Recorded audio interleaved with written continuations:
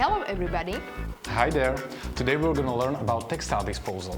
Textile disposal is the process of collecting, processing, reducing and disposal of textile waste and garments. In this lesson, we're going to explore clothing recycling in EU countries through research based on the Google searches during the pandemic. We are going to critically consider the data from the article, look at them and try to identify the problem within the wider context. Have you ever thought what's happening to your clothes once you decide to give them away? How much clothes is collected in textile collection points? Are there some groups of peoples or nations which recycle clothing more? Write on the paper your idea of clothing recycling in your country and in the EU. Based on your consideration, which countries probably do recycle more, which one less, and why?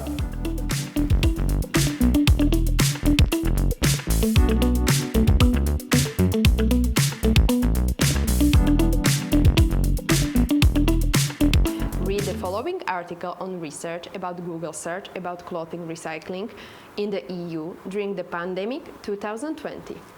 The article describes also different demands for recycling centers and found 5 the most used clothing items worldwide. Try to consider information you are reading in the context of your own knowledge or experience.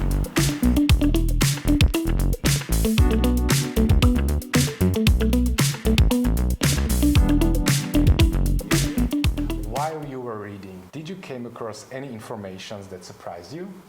Pause for a moment and try to think why this is. Are there contexts or connections that are probably missing?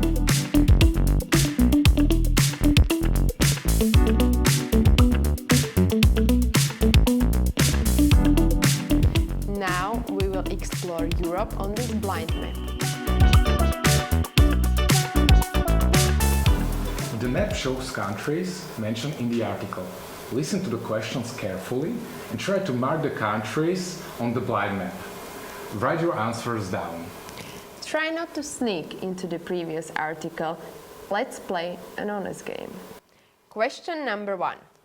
According to an article you have read, which EU country was the most inspired to do clothes recycling during 2020? Mark this country on the map with the red color. Question number 2. Name 2 other countries in the top 10 in the research. Mark these countries on the map with green color. Question number 3. Name 2 countries which are according to this article in the bottom 10. So they were the least inspired to do the clothes recycling during 2020. Mark these countries with blue color. Question number 4. Try to place the most worn garments in the top 10 EU countries recycling the most. Use all of your favorite colors. Compare your answers with the article and the map in it. How many answers did you get right? It is important to consider any given informations and look at them at a wider context.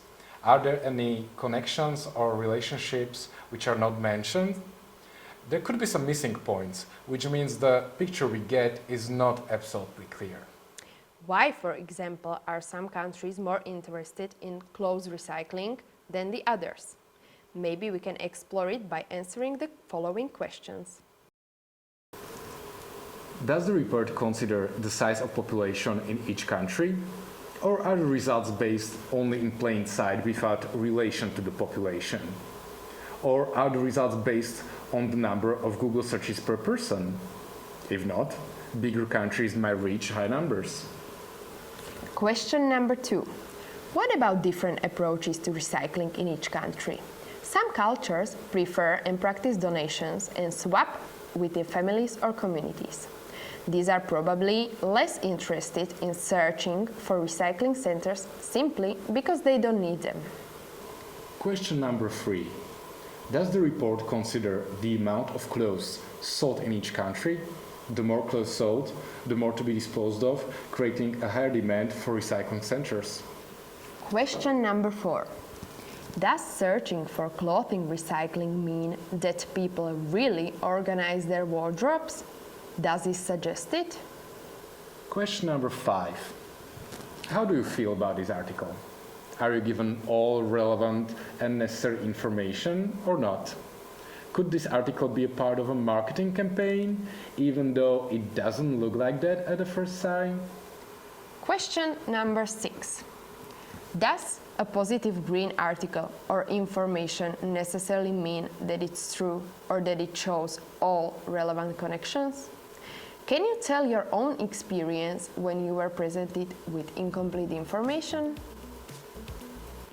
If you want to explore more about what's happening to your clothes after they're disposed or given to charities or to recycling centers, you can click on following links and find out more. Or you can learn more about social justice in relation to fashion. You can see the actions of the R Foundation here. And to explore more about solidarity in second-hand supply chain, you can watch the panel discussion of the Fashion Revolution in the link. So, what have we learned today? We have learned that textile disposal is a way of collecting, processing, recycling and disposal of clothes or garments. We have also learned that there are different approaches in every nation of which clothes are recycled and how much. That is true. Moreover, we have also learned how to critically analyze the article and the data in it. We also learned that we should consider this in a wider context. Look at all these clothes. Most of them can be reused, upcycled or recycled. We should definitely try to make less textile disposal, but we should also learn how to reuse them.